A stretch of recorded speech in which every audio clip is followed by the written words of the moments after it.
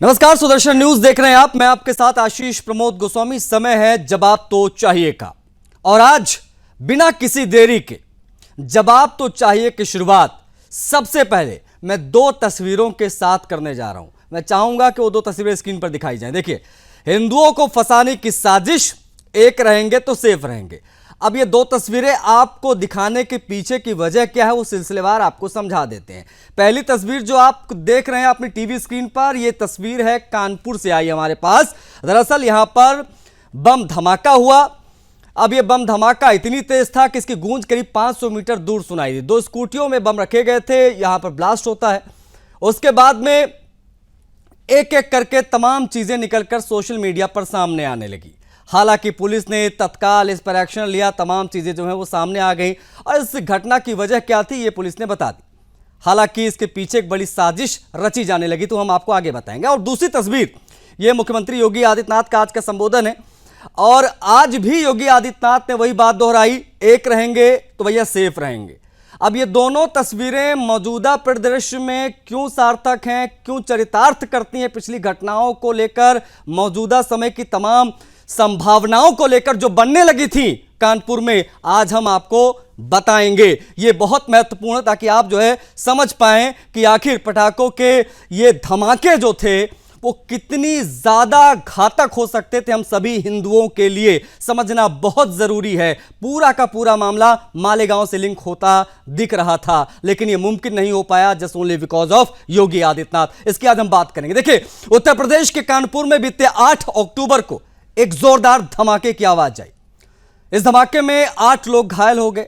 अब धमाका इतना जोरदार था कि पास की एक मस्जिद की दीवारें तक दरक गई। गूंज करीब 500 मीटर तक सुनाई दी। हालांकि जो लोग घायल हुए उनको हॉस्पिटलाइज कराया गया, उनका इलाज चल रहा है, वो एक अलग मसला है। लेकिन इससे पहले कि पुलिस जांच करती, कुछ निष्कर्ष निकालती और बताती कि एग्जैक्टली हुआ क्या था, हादसा हुआ कैसे, कौन कौन शामिल थे, उससे पहले जिहादियों ने क्या किया, साजिशकर्ताओं ने क्या क्या, समझ लीजिए। देखिए, जिहादियों ने अपने जाल बुनने शुरू कर दिए। एक बार फिर से साजिश की जमीन पर हिंदू विरोध की खेती के बीज बोने लगे ये जिहादी। जी हां, तैयारी थी एक बार फिर से भगवा आतंकवाद वाली थ्योरी लिखने की। जी हां, लाइट कैमरा एक्शन सब कुछ था, स्क्रिप्ट लिखी जा चुकी थी। सोशल मीडिया पर कमेंट्स बाजी इन जिहादियों ने शुरू कर दी थी। वो भगवा आतंकवाद वाला तथा कथित नैरेटिव सेट करने की खूब तैयारी यहां पर भी हो गई थी। आपको बता दें कि यह स्क्रिप्ट लिखने के लिए जामिया से स्पेशल कलमकार बुलाए गए थे। हाँ, वही जामिया इस्लामिया जो दिल्ली में है, जहां से जिहादी निकलते हैं। तैयारी थी कि एक बार फिर से किसी को साध्वी प्रज्ञा, किसी को कर्नल पुरोहित और किसी को मेजर रमेश उपाध्याय बनाने की। फिर से भगवा पर लाछन लगाने वाली हरी ब्रिगेड तैयार थी। मस्जिद से लेकर मुस्लिम शब्द बार बार लाए जा रहे थे। जो भी इस खबर को लिख रहा था सोशल मीडिया पर, विशेष तौर पर जिहादी मानसिकता के लोग, वो मस्जिद शब्द का इस्तेमाल कर रहे थे, मुस्लिम शब्द का इस्तेमाल कर रहे थे, वो बार बार आतंकवादी शब्द का इस्तेमाल कर रहे थे। मालेगांव का एक्शन रिप्ले करने के लिए यहां पर पूरा का पूरा मामला सेट कर दिया गया था। इसलिए हम कह रहे हैं कि मामला बहुत गंभीर है, जरूरत है आपको इसे सही से समझने की। देखिए, सब कुछ एक जैसा ही सजाया गया था, पूरा वही पैटर्न यहां पर रचा जा रहा था, लेकिन जो उससे बहुत बड़ा बदलाव था वो था राज्य का शासक। 2008 मालेगांव में जो हुआ, उसके बाद आज जो करने की कोशिश कानपुर में की गई जिहादियों के द्वारा, वो क्यों नहीं हो पाया, अब उसकी बात। वजह है योगी आदित्यनाथ। मालेगांव केस के समय कांग्रेस की सत्ता थी वहां पर, लेकिन इस बार सत्ता की कुर्सी पर भगवाधारी योगी आदित्यनाथ खुद विराजमान है। पुलिस को निष्पक्षता से सत्यता निकालने के आदेश तत्काल लखनऊ से आए, और अंत में दूध का दूध और पानी का पानी हो गया। ब्लास्ट पटाखों की वजह से हुआ था, यह चीज बहुत स्पेशली पुलिस ने प्रेस कॉन्फ्रेंस की और बताया। किसी भी आतंकी एंगल को सिरे से पुलिस ने खारिज किया, यह भी बहुत महत्वपूर्ण पॉइंट है। अनगिनत हिंदुओं का जीवन और घर और परिवार बच गया just only because of Yogi Adityanath and his police. यह समझिए, बहुत महत्वपूर्ण विषय है ये। साजिशकर्ताओं को मुंह की खानी पड़ी, वो साजिशकर्ता, वो जिहादी जो एक बार फिर से भगवा आतंकवाद के नैरेटिव को गढ़ने की कोशिश करने लगे थे। अभी तक बिना सोचे समझे आतंकवाद का प्रोपेगेंडा फैलाने वाले वामपंथी ब्रिगेड की तरफ से भी कोई माफीनामा सामने नहीं आया है। बड़े बड़े बम फोड़कर दुनिया में अनगिनत जीवन लेने वाले गिरोह जो हैं वो पटाखे के धमाकों से उठे धुएं में अपने सारे पाप छिपाने की तैयारी करने लगे थे। लेकिन योगी राज में सबके सब मंसूबे धरे के धरे रह गए। जामिया मिलिया इस्लामिया की शिक्षाएं सुदर्शन न्यूज हमेशा से सत्य रूप से दिखाता आया है। प्रश्न यह भी है कि जामिया के ये प्रोडक्ट पत्रकार होते हुए अगर हिंदुओं को आतंकी लिख गया तो यदि वो इलाके का डीएम या एसपी होता, जी हां आप समझिए, वो व्यक्ति अगर जिले का डीएम या एसपी होता तो ना जाने कितने सनातनी आज सलाखों के पीछे होते। ये साजिश का समापन नहीं बल्कि आरंभ है। हिंदू समाज को अभी सतर्क रहना होगा। ऐसी अनगिनत साजिशों से कहना गलत नहीं होगा कि इस वैचारिक महायुद्ध में हिंदू समाज की राह में कदम पर कदम साजिश का बारूदी सुरंग है। सनातनी समाज योगी आदित्यनाथ को भी धन्यवाद ज्ञापित कर रहा है, जिनके शासनकाल में फिर किसी साध्वी की रीढ़ और सैन्य अफसर के पैर की हड्डी नहीं तोड़ी गई। योगी आदित्यनाथ ने जालौन में, यानी आज जालौन में अपने संबोधन में हिंदू समाज को बहुत बड़ा संदेश पुनः दिया। सपा सरकार के कुप्रबंधन को याद दिलाया उन्होंने फिर से दोहराया, एक रहेंगे तो सेफ रहेंगे। इसी दौरान उन्होंने बहन बेटियों के प्रति विपक्षी रवैये की भी आलोचना की। आज जवाब तो चाहिए में हमारा प्रश्न साफ है कि यह पटाखों का धमाका था या भगवा को फिर से बदनाम करने की साजिश। जवाब तो चाहिए में इस सवाल को आधार बनाएंगे क्योंकि सवाल बेहद गंभीर है। हर बार हिंदू ही निशाने पर क्यों आ जाता है? यूपी में भगवा आतंकवाद की थ्योरी कौन लिख रहा था? कौन कानपुर को मालेगांव बनाने की कोशिश कर रहा था? साथ ही क्या हर धमाके के बाद एजेंडा तय होता है क्या? इन सब मुद्दों पर चर्चा करेंगे, लेकिन उससे पहले मुख्यमंत्री योगी आदित्यनाथ का वो बयान सुन लीजिए जिसमें विपक्ष की सच्चाई उजागर हुई। देखिए, समाजवादी पार्टी के द्वारा पूरे प्रदेश में अराजकता का माहौल पैदा करने का प्रयास हुआ था। बहनों और भाइयों, उसकी गुंडागिर्दी की हरकतों से आप सावधान होइए। आज इनके पास कोई मुद्दा नहीं बचा है, अब केवल एक मुद्दा इनके पास बचा है, और जिसको ये पहले भी करते थे, वो करते थे जातीय संघर्षों की स्थिति पैदा करना, आपस में लड़ाने की कुत्सित चेष्टा करना। इनकी इस मंशा को सफल मत होने दीजिए। मैं बार बार कहता हूं कि बटेंगे तो एक रहेंगे तो फिर हमें जातिवादी मानसिकता के लोगों के चक्कर में नहीं पड़ना है। अन्यायी अत्याचारी के खिलाफ डट करके लड़ने के लिए तैयार होना है। सरकार आपके साथ खड़ी है। 2017 के पहले भी लोग बोलते थे, लगातार इसके बारे में लोगों के मन में होता था कि देख सपाई बिटिया घबराई, देख सपाई बिटिया घबराई। ये बात उस समय भी चलती थी, और लोग ये भी कहते थे जिस गाड़ी में सपा का झंडा देखो होगा कोई सपा का गुंडा। लोग इस बारे में उस समय भी इस बारे में कहते थे। 17 के पहले भी ये बातें चलती थी। वही समाजवादी पार्टी है जो समाजवादी पार्टी नौजवानों के रोजगार पर डकैती डालती थी, बेटी की सुरक्षा पर सेंध लगाने का काम करती थी। और उस समय किस प्रकार के नारे इनके द्वारा लगाए जाते थे? उस समय इनके नेता कहते थे कि लड़के हैं गलती कर देते हैं। ये समाजवादी पार्टी के लोग कहते थे। लेकिन बहनों और भाइयों, आज भारतीय जनता पार्टी की डबल इंजन की सरकार है। अपराध और अपराधियों के लिए जीरो टॉलरेंस की नीति के तहत कार्य कर रही है। अगर बेटी की सुरक्षा में सेंध लगाया तो मान करके चलिए कि अगले चौराहे पर यमराज उसका इंतजार कर रहा होगा। तो देखिए किस प्रकार से कानपुर में धमाका हुआ और उस धमाके को किस प्रकार से हिंदू विरोधी एंगल देने की कोशिश हुई। ये सब कुछ आपको बताएंगे, लेकिन कानपुर पुलिस का प्रेस कॉन्फ्रेंस करके क्या कहना रहा इस धमाके को लेकर सुन लीजिए। घटना में जो बातें बताई गई हैं कि मस्जिद के पास घटना हुई है और बहुत सारे लोग मिले हैं, तो इसको हम पूरी तरह से इसका खंडन करते हैं। इसमें किसी खालिस्तान जिंदाबाद फोर्स द्वारा जो क्लेम किया जा रहा है वो पूरी तरह से झूठा है। ये लोकल घटना है, इलीगल पटाखों को रखने का स्टोर करने की घटना है। इस संबंध में क्योंकि इसका लाइसेंस नहीं था, इनके खिलाफ कार्रवाई की जा रही है, एक्सप्लोसिव एक्ट के तहत कार्रवाई की जा रही है। अब तक इस घटना में 12 लोगों को हम लोगों ने डिटेन कर दिया है। जिसका शॉप है, गोडाउन है, उनको डिटेन कर दिया गया है। ये तारीख नाम के व्यक्ति का और नाम आ रहा है, वो उसके लिए हम लोग की टीम तलाश कर रही है।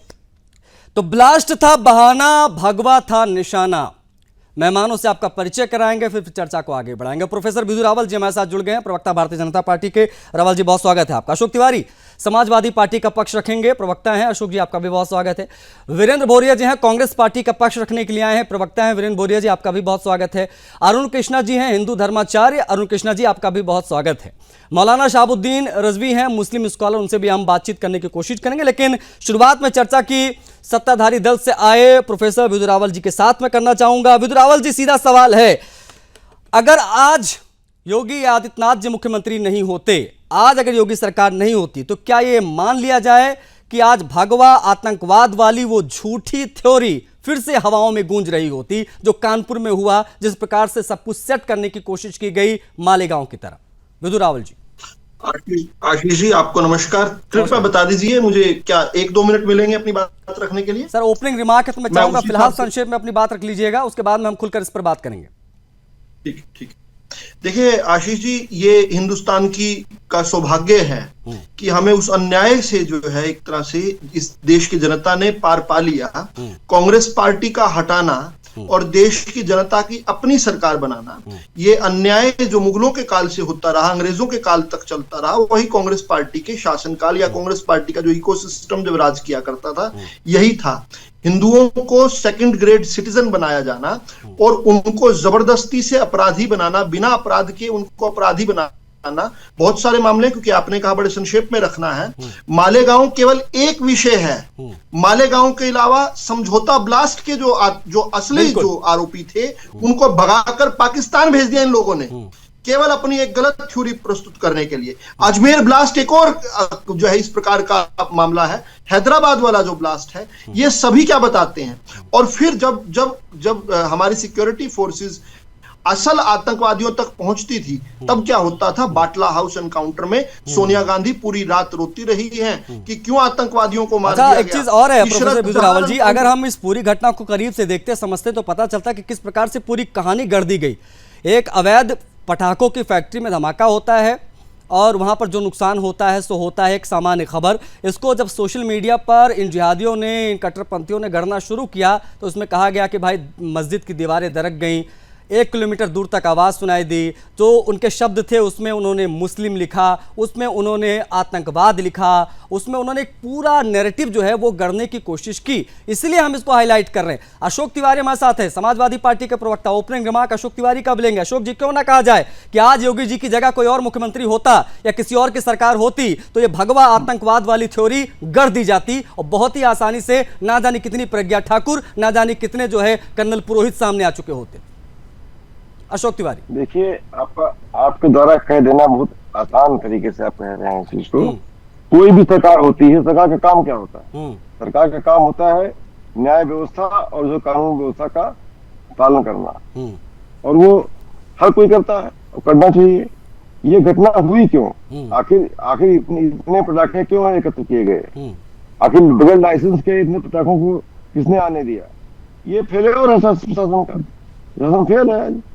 आज तभी तो ये घटना होती है। ऐसी घटनाएं क्यों होती हैं? आज पटाखों को इस तरह से अवैध तरीके से इकट्ठा क्यों होने दिया जाता है? एलआईयू कहाँ होती है हमारी? हमारा इंटेलिजेंस कहाँ होता है? फेल होता है। कि किसी की भी जान जा सकती है ऐसे में कोई भी घटना दुर्घटना ही होती है।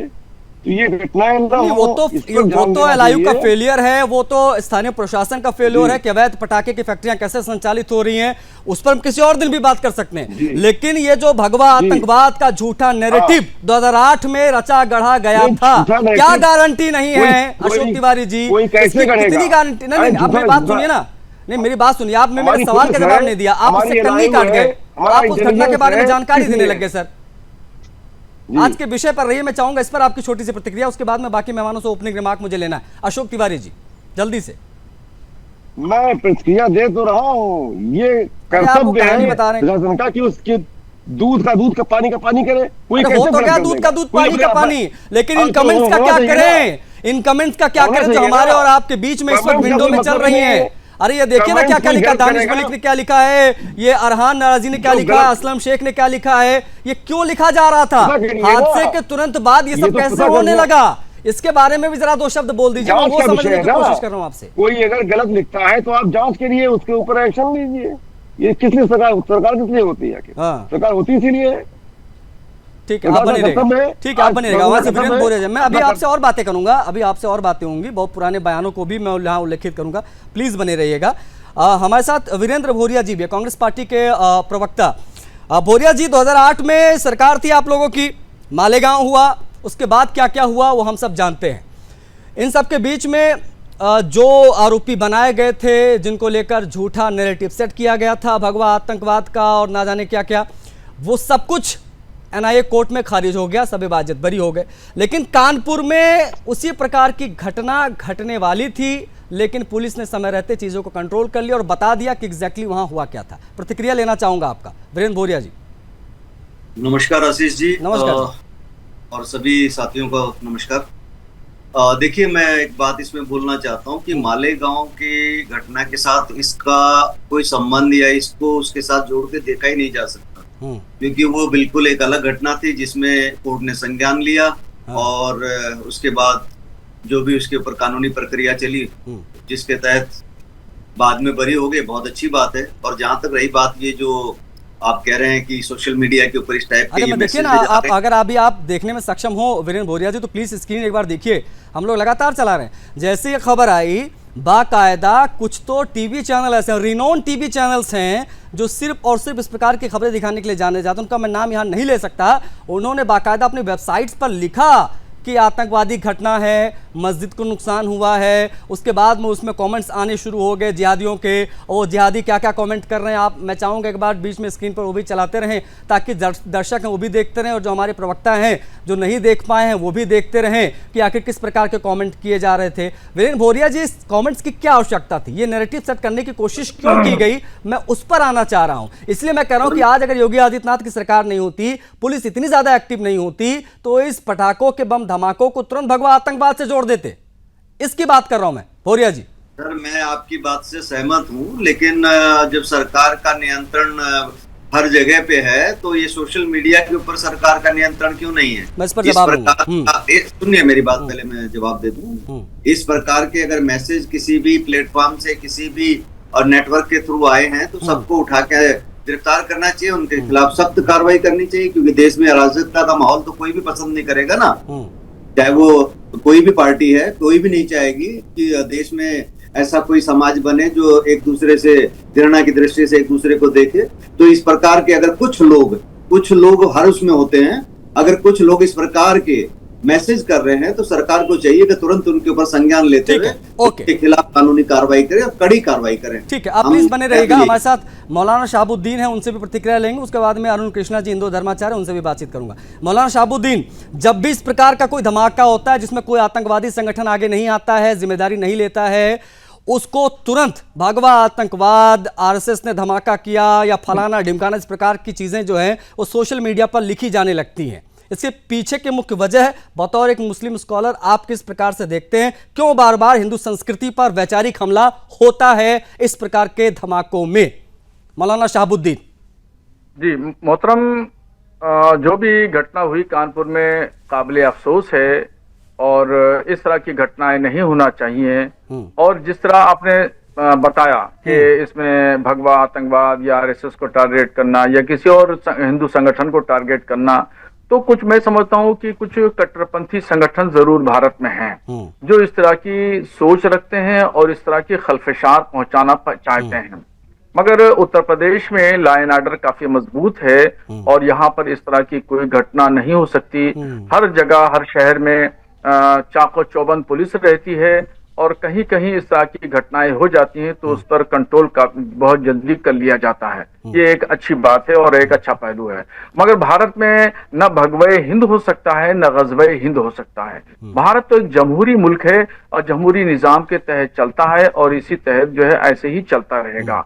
हाँ, कुछ देश में कुछ कट्टरपंथी ताकतें हैं, उनको कमजोर करना चाहिए और उनके खिलाफ उनकी जांच पड़ताल करके सख्त कार्रवाई करना चाहिए ताकि इस तरह की घटनाएं दोबारा न हो सके। ठीक है मौलाना शहाबुद्दीन, आप प्लीज बने रहिएगा। अरुण कृष्णा जी भी हैं, हिंदू धर्माचार्य, उनकी प्रतिक्रिया यहाँ पर महत्वपूर्ण होगी। अरुण कृष्णा जी, आपने पूरा मामला देख लिया, समझ लिया, कई प्रवक्ताओं की बातें भी आपने सुन ली, मौलाना शहाबुद्दीन को भी आपने सुन लिया। सीधा सवाल यही है, मालेगांव से लेकर कानपुर तक बार बार इस प्रकार के धमाकों में भगवा को बदनाम करने की कोशिश, साजिशें क्यों और कब तक?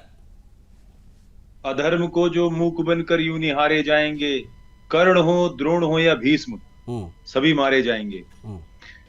भगवा आतंकवाद का शब्द सबसे पहले कांग्रेस नाम की विधर्मी पार्टी लेकर आई। भगवा आतंकवाद, आरएसएस आतंकवाद, हिंदू आतंकवाद, अन्यथा इस देश में शब्द कभी नहीं आया था। सबसे पहले गांधी परिवार लेके आया। जैसे गोरे अंग्रेजों से हमारा देश भूरे अंग्रेजों के पास आया गुलामी के बाद, इसी तरह इन लोगों ने पहली बार भगवा आतंकवाद कहा। मुझे मेरे भाई हैं वीरेंद्र जी और ये सपा प्रवक्ता, क्योंकि ये सब हिंदू हैं, मेरे भाई है, मेरे जीवन का हिस्सा है, मेरा परिवार है। लेकिन बड़ा दुखद होता है इनको देख के कि ये छोटे से किसी लालच के लिए, किसी राजनीतिक पार्टी की सत्ता के लिए जाके ऐसी पार्टियों से जुड़े पड़े हैं जो इनके भगवा को आतंकवाद से जोड़ती है। बड़ा दुखद है क्योंकि अंततोगत्वा मैं और ये वीरेंद्र भाई और अशोक भाई सब मृत्यु को प्राप्त होंगे, सब मर के पांच भूतों में खत्म हो जाएंगे। लेकिन इतिहास याद रखेगा कि हिंदुओं में गद्दार थे, गद्दार हैं और गद्दार रहेंगे।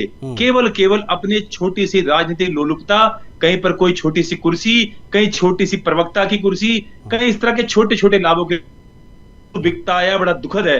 मैं मुसलमानों से इस बात के लिए बड़ा इनका प्रशंसा करता हूं कि चाहे ये आतंकवाद हो, चाहे पत्थरबाजी हो, चाहे मस्जिदों में 50-50 हजार कारतूस निकले, चाहे कुछ भी हो, लेकिन ये अपने उस मजहब के साथ खड़े होते हैं। यदि आपको गद्दार कहीं मिलेंगे, आपने जब अरुण कृष्णा जी आपने जब साथ खड़े होने की बात की तो मैं इसमें समाजवादी पार्टी को भी लाने की कोशिश करूंगा, कांग्रेस पार्टी से भी मैं बात करूंगा। अशोक तिवारी जी, अशोक तिवारी जी से मेरा सीधा सवाल है, मान लीजिए ये धमाका सपा राज में होता तो इसकी क्या गारंटी है कि भगवा आतंकवाद का तथाकथित नैरेटिव अगर उस समय सेट किया जाता तो आपकी पार्टी इंक्लूडिंग यू, आप इन भगवा आतंकवाद के नैरेटिव सेट करने वालों के साथ नहीं खड़े होते क्या?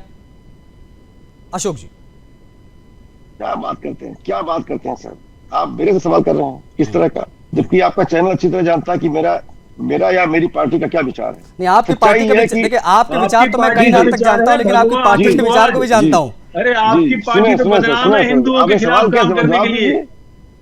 किसी भी आतंकवाद मेरी आवाज आ रही है क्या? कोई रंग नहीं होता, आतंकवाद रंग विहीन होता है, कोई रंग होता ही नहीं। हमारे पंडित जी सुनो, ना लाल होता है, ना पीला होता है, ना गुलाबी होता है। अच्छा, एक मिनट, वही रटी रटाई 4 लाइनें बोलना शुरू कर देते तमाम प्रवक्ता। आतंकवाद का कोई धर्म नहीं होता, कोई मजहब नहीं होता। प्रोफेसर बुजुरावल जी, रंग का आतंकवाद कोई नहीं होता। अरे रंग का आतंकवाद, कोई आतंकवाद का रंग होता। एक बार अशोक जी सांस लीजिए, अशोक जी सांस लीजिए। आतंकवाद का कोई धर्म नहीं होता, अशोक जी खतना होता है। ठीक है विदुरावल जी, मैं एक देखिए, आतंकवाद का धर्म, अशोक जी लगातार बोल, अशोक जी रुक जाइए। आतंकवाद का धर्म नहीं होता, लेकिन भगवा आतंकवाद होता है, आरएसएस आतंकवाद होता है। मैं चाहूंगा विदुरावल जी एक बार अपनी बात रख लीजिए। आ रहा हूं मैं विदुरावल जी। आतंकवाद का धर्म नहीं होता, लेकिन दुनिया भर में आतंकवाद ने एक मजहब के अंदर जो है पनाह पाई हुई है। वही मजहब जो आतंकवादियों के नमाजे जनाजों में जाता है, जो फतिहा पढ़ता है, जो अपराधी लोग होते हैं उनकी फांसी को जो लोग कहते हैं कि अफजल हम शर्मिंदा हैं तेरे कातिल जिंदा है, वो एक वर्ग है। तो आशीष जी, ये कहना कि आतंकवाद का धर्म नहीं होता, इस पे तो सहमत हूं, लेकिन आतंकवाद को एक मजहब में दुनिया भर में पनाह मिल रही है, इसको कोई नकार नहीं सकता। दूसरी, समाजवादी पार्टी के प्रवक्ता ने कहा कि समाजवादी पार्टी का रुख जो है सबको पता है, तो हाँ, मैं बता देता हूं। समाजवादी पार्टी, जब समाजवादी पार्टी 2012 में सत्ता में आई थी ना, तो आतंकवाद के गुनाह जिन पर साबित हो गए थे, कोर्ट ने जिनको अपराधियों को, आतंकवादियों को आतंकवादी मान लिया था, कन्विक्ट हो गए थे, जो सजा पा रहे थे, ऐसे आतंकवादियों को अखिलेश यादव ने उनको स्टेट की तरफ से माफी देकर जो है छोड़ दिया था। और उस पर इलाहाबाद हाई कोर्ट को यह कहना पड़ा था, आशीष जी, आपको तो याद होगा, इलाहाबाद हाई कोर्ट ने कहा था तो इनको अब पद्म विभूषण, पद्म भूषण और भारत रत्न भी दे दो अखिलेश जी। अगर इलाहाबाद हाई कोर्ट उस पर क्रैकडाउन ना करता तो आतंकवादियों को जेल से छोड़कर अखिलेश यादव अपनी पार्टी में घुसाकर किसी को सचिव, किसी को महासचिव और किसी को पार्टी की टिकट दे देते। दूसरी पार्टी आपके यहाँ पर कांग्रेस पार्टी है। मैंने थोड़ा संक्षेप में बताया था क्योंकि इतना ही समय था उस समय ओपनिंग स्टेटमेंट में। बाटला हाउस में एनकाउंटर होता है, हिंदुस्तान का सिपाही, भारत माता का सपूत मोहनचंद शर्मा अपनी जान पर खेलकर आतंकवादियों का एनकाउंटर करता है और 2 आतंकवादियों को जिंदा भी पकड़ लेता है। कांग्रेस पार्टी की नेता सोनिया गांधी रात भर रोती रहती है।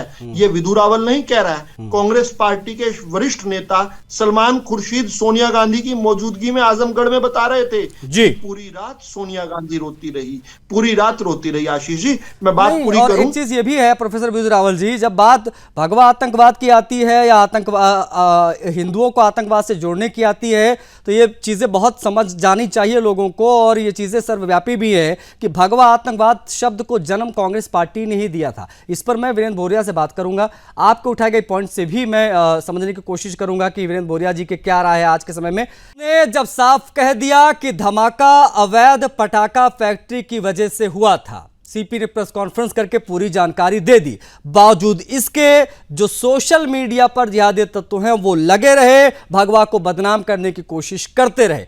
क्यों ऐसा हर बार होता है, इसकी आज हम बात कर रहे हैं। वीरेंद्र भोरिया जी, कांग्रेस पार्टी के प्रवक्ता, हमारे साथ स्क्रीन पर दिखाई दे रहे हैं। भोरिया जी, क्या मैं गलत हूं? भगवा आतंकवाद शब्द को जन्म देने वाली पार्टी कांग्रेस है, क्या मैं गलत हूं? देखिए, समय समय पर कौन किसके लिए क्या बोलता है, उसके लिए अभी ये मेरे हिसाब से मुनासिब बात नहीं है। अच्छा। अभी अरुण भाई ने बताया कि कांग्रेस पार्टी में जो लोग हैं वो लालच में जो है पार्टी ज्वाइन किए हुए हैं। 70 साल से जब से देश आजाद हुआ, एक नहीं तो कौन सी ऐसी विचारधारा कांग्रेस पार्टी की है जो आपको बहुत भा गई? सुनिए ना मेरी बात, थोड़ा सा मेरे को भी सुन लीजिए। हाँ, जब शुरू से मेरी आवाज आ रही है? आ रही है अरुण जी, आ रही है। एक बार इनको अपनी बात पूरी कर ले लीजिए।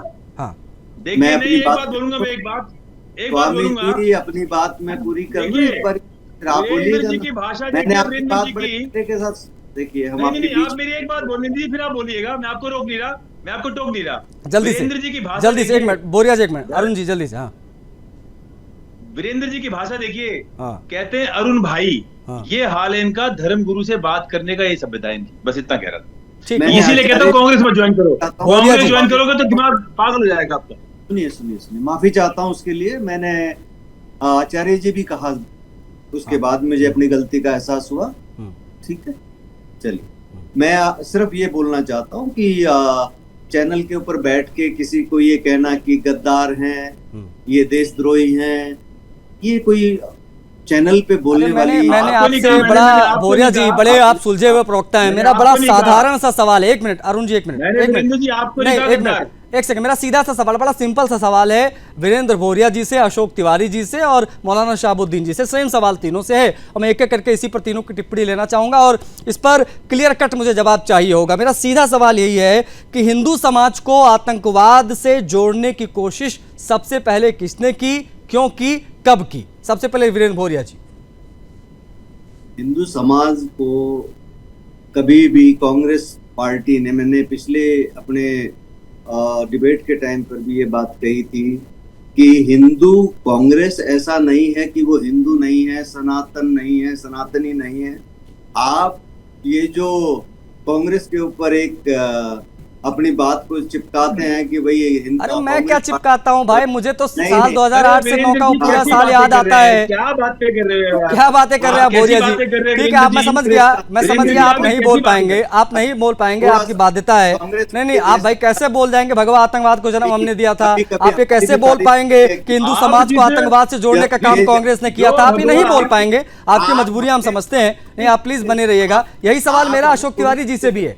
हिंदुओं को आतंकवाद से सबसे पहले किसने जोड़ा, कब जोड़ा, क्यों जोड़ा? हिंदू कब से आतंकवादी हो गया अशोक तिवारी? सर मैं पहले भी बोल चुका हूँ आपके चैनल पर। हाँ। पुनः बोलता हूँ, अपनी पार्टी की बात बोलता हूँ, अपनी भी बात बोलता हूँ। हाँ। समाजवादी पार्टी इसमें विश्वास नहीं करती कि किसी भी आतंकवाद का कोई रंग होता है। रंग नहीं, ये तो मानते हैं ना कि भगवा आतंकवाद शब्द को जन्म कांग्रेस पार्टी ने दिया था। ये तो मानते कि ये भी डिनाई करेंगे। भगवा बिल्कुल नहीं सुनेंगे सर। हाँ। सुनेंगे। हाँ। भगवा आतंकवाद जिसने भी पहले बोला हो उसने हाँ। गलत किया है, उसका मैं जो है निंदा करता हूँ। हाँ। जिसने भी बोला हो, भगवा आतंकवाद बोलना ही गलत है, और जो है हरा आतंकवाद बोलना भी गलत है। मेरा कहने का मतलब रंग होता ही नहीं किसी आतंकवाद होता है। और सुनिए, और मेरी बात समझ लीजिए, एक तो रंग नहीं होता है, और जो है कहीं से भी जो है हमको नहीं, अगर नहीं होता है तो नहीं, अगर नहीं होता है तो ये पहलगाम में धर्म पूछ कर गोली क्यों मारी गई? पहलगाम में धर्म पूछ कर गोली अभी क्यों मारी गई? तो ये तो आप नहीं, कोई धर्म नहीं होता आतंकवाद का, ये सब बोलना बंद करिए कम से कम। ये खतरगी मुझे समझ में नहीं आती है अशोक जी। आज तक मोदी जी ने जो युद्ध रोक दिया बीच में ही, क्यों रोक दिया? पूरा बदला क्यों नहीं लिया गया?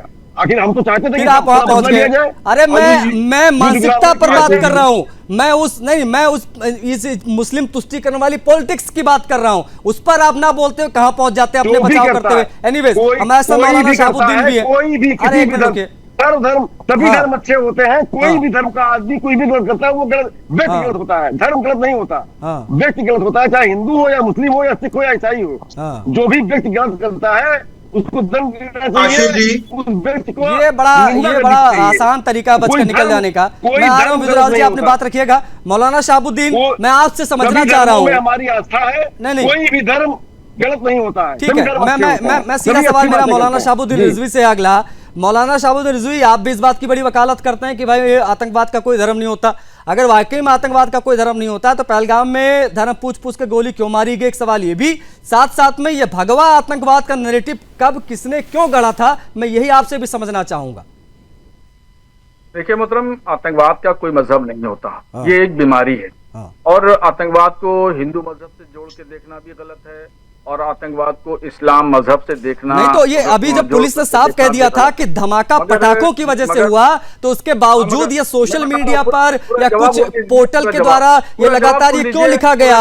भगवा को बदनाम करने की कोशिश क्यों की जा रही थी? पूरा जवाब सुनिए जी, पूरा जवाब सुन लीजिए। हाँ। और भगवा आतंक की बात जो कर रहे हैं, ये भगवा आतंक जो शब्द है, इसकी इजाद इसको सबसे पहले कांग्रेस के शासनकाल में बोला गया। सुन लीजिए बोरिया जी, वीरेंद्र बोरिया जी, सुनिए और कान खोल कर सुन लीजिए ताकि अगली डिबेट में काम आए। बात तो सुनिए, आप तो आधी बात सुनते हैं, उसके बाद में आप बीच में टोक पड़ते हैं। आप पूरी बात सुनिए। अब आतंकवाद की, आपने पहलगाम की घटना की बात की, तो आपने देखा होगा हिंदुस्तान के तमाम मुस्लिम संगठनों ने, उलमा ने, मुसलमानों ने पहलगाम के घटने की निंदा की, और उसके बाद में भारत सरकार ने ऑपरेशन सिंदूर चलाया और पाकिस्तान के अंदर घुस करके आतंकवादी अड्डों को ध्वस्त किया। उस वक्त भारत का मुसलमान कांधे से कांधा मिला के एक हिंदू के साथ में खड़ा नजर आया था। आपने देखा होगा, ये मैं गलत नहीं कह रहा हूं, हर एक आदमी शाहिद है, गवाह है।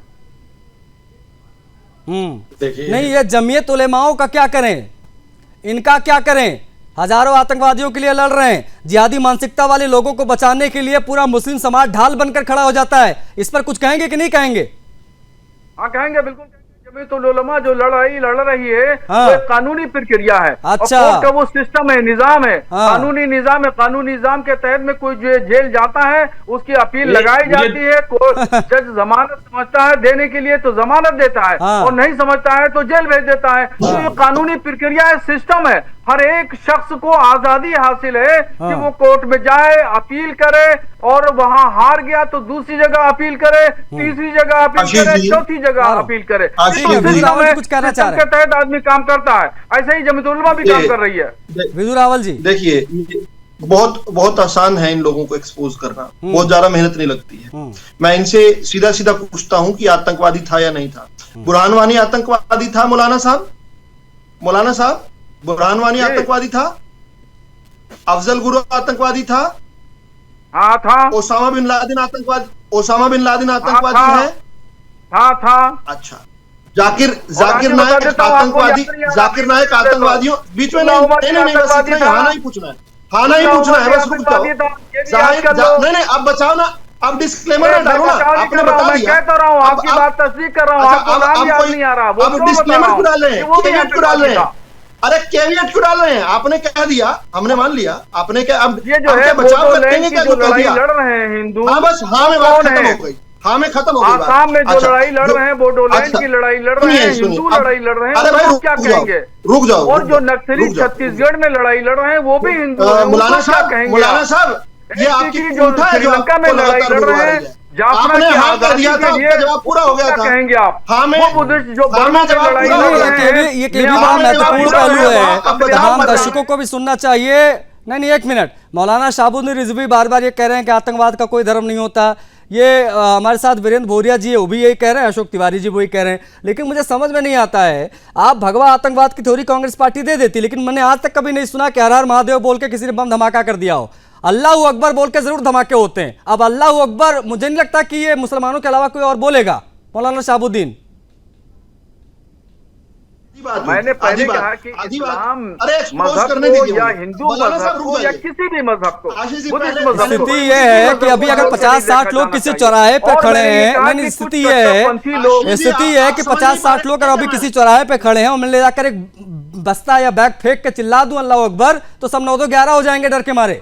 ये स्थिति है। अगर मैं हर हर महादेव बोल दूं, अगर मैं हर हर महादेव जाकर वहां पर बोल दूं, तो सब अपनी जगह पर रहेंगे, वो भी हर हर महादेव का जवाब हर हर महादेव से देंगे।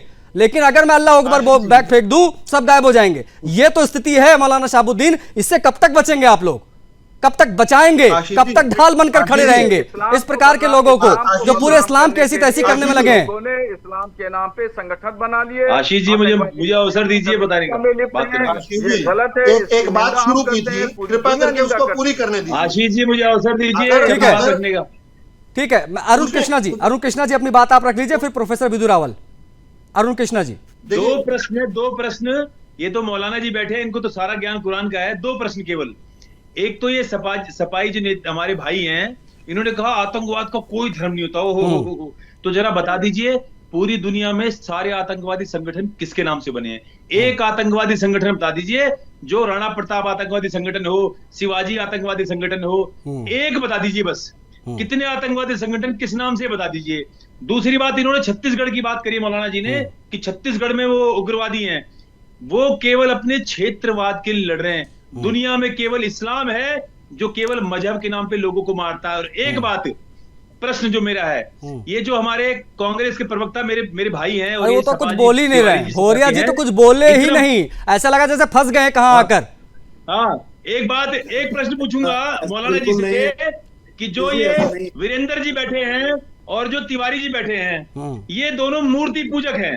दोनों मूर्ति पूजक बैठे हैं, ये तो बात मानते होंगे। तो बस ये बता दो कि कुरान में, आए बाएं मत बोलना मौलाना, कुरान में मूर्ति पूजक के साथ अल्लाह क्या करेगा? और कुरान में बलात्कार बड़ा अपराध है या शिर्क? बस इतना बता दो। मूर्ति पूजकों के साथ अल्लाह क्या करेगा, इतना बता दो। ये वीरेंद्र जी और अशोक जी दोनों मूर्ति पूजक है। हाँ, बता दीजिए जल्दी से। इस्लाम ने हर शख्स को एक दायरे में रहने के लिए कहा है। हाँ। और आपको कोई दायरा नहीं है, आपको छूट। मूर्ति पूजक को क्या कहा है, सीधी सी बताओ। आए बाएं साइलेंट, आप ये बताइए, मूर्ति पूजक क्या नहीं देखा? हो गए ना एक्सपोज? इनके पास उत्तर नहीं है। मौलाना ठीक है, प्रोफेसर विदु रावल जी अपनी बात रख लीजिए। प्रोफेसर विदु रावल जी, मौलाना साहब, अरे बस बस हो गया मौलाना, हो गया। नहीं, मैं एक मिनट, प्रोफेसर विदुर रावल जी, एक मिनट, अरे मौलाना साहब, अरे मौलाना साहब, मुझे पता है कि वो, मैं बड़ा गंभीर सवाल आपसे पूछ लिया अरुण जी ने, मुझे पता आप नहीं जवाब दे पाएंगे, लेकिन मेरे पास प्रोफेसर विदुर रावल जी हैं। आप प्रोफेसर विदुर रावल, आप काफी देर से अशोक जी को भी देख रहे हैं, अशोक जी भी धीरे से कन्नी काट जाते हैं मेरे गंभीर सवालों पर, उसके बाद मंद मंद मुस्कुराते रहते हैं। नहीं, जब बात आती है जिहादियों को बचाने की, तो समाजवादी पार्टी, आ रहा हूं मैं मौलाना साहब, आ रहा हूं, समाजवादी पार्टी हमेशा से जिहादियों की ढाल बनकर खड़ी हो जाती है। इसके प्रत्यक्ष प्रमाण आपको देखने हैं तो थोड़ा पीछे जाकर जो भी देखना चाहे देख सकता है। मुलायम सिंह यादव जी ने मुसलमानों के समर्थन में कब कब क्या क्या बयान दिया था, वो भी देख लीजिए। स्वर्गीय मुलायम सिंह यादव जी ने 2012 में उन्होंने कहा था मुसलमानों पर गोली चलाने वालों से बड़ा अपराधी कोई नहीं है। 13 के दंगों के बाद कहा था, जहां तक मुझे याद है। इस प्रकार के ना जाने कितने बयान उन्होंने दिए। मुसलमान हमें वोट इसलिए देता है क्योंकि हम उनकी हिफाजत करते हैं, उनके साथ हम खड़े रहते हैं। इस प्रकार की बातें तुष्टीकरण नहीं तो क्या। इसलिए तो मैं शुरुआत से कह रहा हूं विदुर रावल जी कि आज अगर सपा सरकार होती और कानपुर में सेम घटना घटती और ये नैरेटिव सेट करने की कोशिश होती, तो गारंटी है कि वो तमाम ऐसे जिहादी, तमाम ऐसे कट्टरपंथी अपने उस भगवा आतंकवाद वाले नैरेटिव को सेट करने में कामयाब हो जाते। देखिए, आपकी बात से सहमति है, आपकी बात से आप काल्पनिक बातें कर रहे हैं। विदुर रावल जी, कोई फायदा नहीं अगर मेरे बीच में हर बार कोई बोले। अरे विदुर रावल जी की बात हो जाने दीजिए प्लीज। विदुर रावल जी, देखिए, मौलाना साहब पकड़े गए थे, आपने बीच में मौलाना साहब को बचा लिया। मौलाना साहब पकड़े गए थे जब उन्होंने कहा कि ओसामा बिन लादेन भी आतंकवादी है, बुरहान वानी भी आतंकवादी है, अफजल गुरु भी आतंकवादी है। अगला सवाल ये सीधा सीधा सा था कि इनके नमाजे जनाजे जो है वो इस्लामिक हैं या गैर इस्लामिक हैं। सीधी सीधा सा सवाल था, लेकिन चलो खैर बच गए। मैं एक बात कहकर अपनी बात पूरी करना चाहता हूं। भगवा और आतंक का कोई लेना देना ही नहीं। क्यों नहीं है? क्योंकि भारत के अंदर रहने वाला हर हिंदू भारत को अपना देश मानता है, इस देश के संविधान को अपना मानता है, और वो ये मानता है कि इस देश के लोगों ने इस देश के अंदर बेहतर जीवन के लिए संविधान बनाया है। उनकी इस देश के नियमावलियों से लड़ाई नहीं है। नहीं, ये बहुत स्पष्ट है, ये बहुत स्पष्ट भी है कि भगवा आतंकवाद जैसी कोई चीज नहीं होती है जिसको गढ़ने सेट करने की कोशिश कांग्रेस पार्टी ने की थी मालेगांव के बाद। लेकिन सवाल जस के तस है कि हिंदू बाल बाल बच गए योगी आदित्यनाथ की वजह से, क्योंकि वो नियमित अंतराल पर ये कहते आए हैं, एक हैं तो सेफ हैं, बटेंगे तो कटेंगे। बिल्कुल सही बात वो हर मंच पर कहते हैं।